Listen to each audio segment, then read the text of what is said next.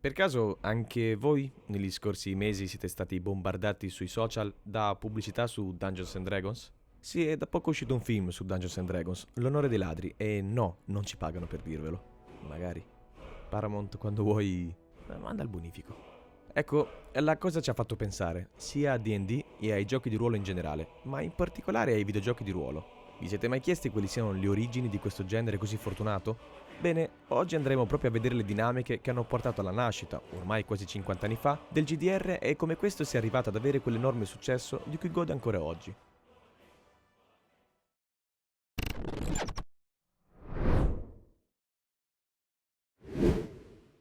Avete mai avuto l'impressione che i giochi GDR degli ultimi 30 anni, nonostante le varie differenze di trama, stile di gioco e ambientazione, sembrano avere tutti qualcosa in comune, come una base condivisa che da titolo a titolo rimane invariata? Questo accade perché tutti questi giochi condividono lo stesso identico modello, da cui a quanto pare è ormai impossibile o comunque difficilissimo prendere le distanze. Dungeons and Dragons, un comune antenato analogico, padre di tutto l'intero genere GDR o RPG, per dirlo all'inglese, anche quello che conosciamo oggi, dopo ben 50 anni. Per chi avesse vissuto sotto un sasso per questi ultimi 30 anni, partiamo dalle basi. Dungeons and Dragons è il più famoso gioco di ruolo cartaceo e, fondamentalmente, il capostipite di tutto il genere fantasy. Pur essendo stato pubblicato per la prima volta nel 1974, ancora oggi continua ad essere giocato da milioni di appassionati e crediamo di poterlo definire come uno degli elementi più importanti e influenti del settore videoludico, ma anche di tutta la cultura pop in generale. Secondo i canoni imposti da D&D, il GDR è un sistema di gioco in cui ogni giocatore crea e veste i panni di un personaggio interamente personalizzabile, con la possibilità di sceglierne tutte le caratteristiche e gli attributi fisici e mentali. Questi, oltre che nel semplice aspetto fisico, si traducono anche nei valori numerici dei famosi parametri di forza, destrezza, costituzione, vitalità e intelligenza oggi presenti praticamente in ogni gioco di ruolo. Da Dungeons and Dragons derivano anche tutte le cosiddette classi, come il guerriero, il ranger, il paladino, il mago e le varie razze, come gli umani, gli orchi, i goblin, gli elfi, presi chiaramente in prestito dall'universo narrativo di Tolkien, non a caso molto in voga tra gli anni 60 e 70. Sempre tolkieniana a memoria è l'altra particolarità del GDR primordiale. L'ambientazione fantastica delle storie che i vari giocatori, attraverso i propri personaggi, si trovano a vivere. La storia è narrata da quello che viene definito il Dungeon Master, un giocatore che non interpreta un personaggio, ma che riveste il ruolo, possiamo dire, di narratore onnisciente, di burattinaio che tira i fili di tutta la storia. Egli guida i giocatori all'interno di essa, ponendo loro davanti varie sfide e trappole da affrontare e superare con la possibilità di vari approcci. Dovete aprire una porta mai chiusa a chiave? Potete aguzzare la vista e cercare la chiave in tutta la stanza, o magari potete tirare un singolo colpo d'ascia che sbricioli la porta senza alcuna fatica. O ancora, se siete abbastanza matti e sprovvisti di pazienza, potete ridurla in cenere con una cara vecchia palla di fuoco. Il gioco di ruolo analogico, in poche parole, si basa completamente sull'immaginazione dei giocatori, sulla loro capacità di immersione e di immedesimazione nella storia narrata dal Dungeon Master e, quindi, anche sul talento narrativo di quest'ultimo. E questo fatto, a seconda di come lo si guarda, può apparire negativo o positivo rispetto all'impostazione del moderno videogioco di ruolo. Infatti, se da un lato ci permette una maggiore immedesimazione con un personaggio concreto e posto all'interno di un mondo sempre più fotorealistico, dall'altro lato è il fattore immaginazione a subire le conseguenze più negative. Anche nel GDR più customizzabile di tutti, ci sarà sempre comunque un'imposizione visiva da parte degli sviluppatori, lasciando così pochissimo spazio alla libertà di ogni giocatore di immaginarsi fino al più piccolo dettaglio della storia. Libertà che invece è alla base dei GDR cartacei come D&D. Detto questo, come e perché ha avuto luogo questa digitalizzazione del gioco di ruolo?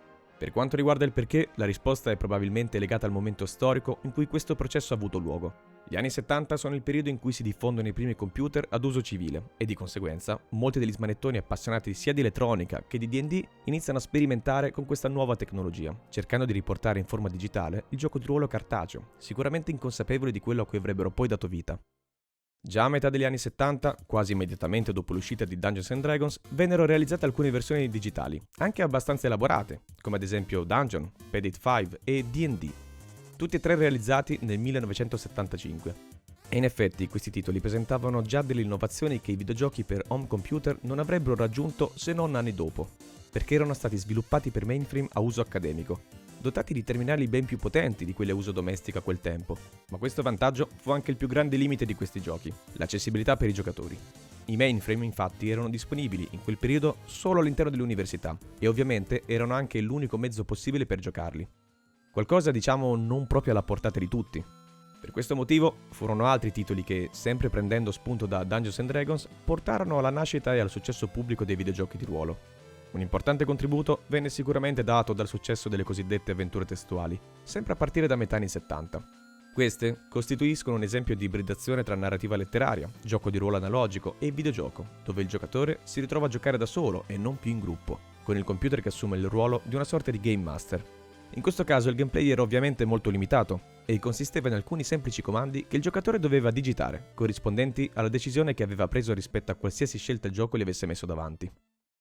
La prima vera avventura testuale mai realizzata fu Colossal Cave Adventure del 1976, in cui il giocatore, vestendo i panni di un esploratore, deve addentrarsi in un'enorme caverna, famosa per alcune leggende che narrano di grandi tesori al suo interno. Nessuno di coloro che ha tentato l'impresa è mai più tornato, ma il giocatore dovrà comunque entrare nella caverna, trovare più tesori possibili e riuscire, infine, ad uscirne sano e salvo.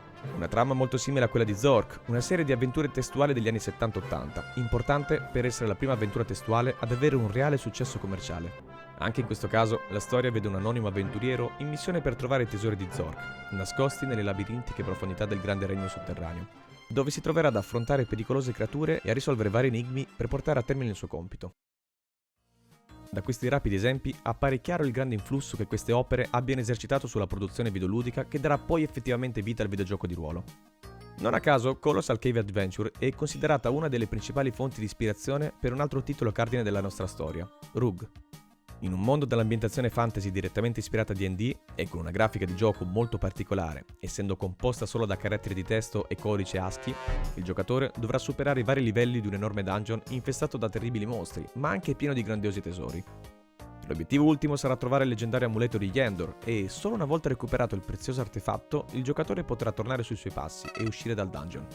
Nell'impresa sarà possibile trovare ed usare vari oggetti come armi, armature, pozioni e incantesimi che aiuteranno il giocatore a sopravvivere ai vari ostacoli e nemici presenti nei vari livelli. Tutti i caratteri questi alla base dei GDR di oggi.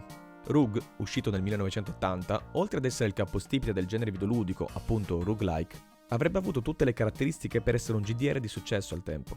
Peccato che, come i suoi predecessori di metà anni 70, non fosse accessibile ad un pubblico di giocatori così vasto, essendo stato sviluppato per mainframe Unix, una tecnologia anche in questo caso presente praticamente solo nell'università. Sempre nel 1980 venne pubblicato un altro gioco, ma questa volta per Apple II, uno dei primi home computer che riuscì ad avere una diffusione su larga scala. Stiamo parlando di Akalabeth, World of Doom.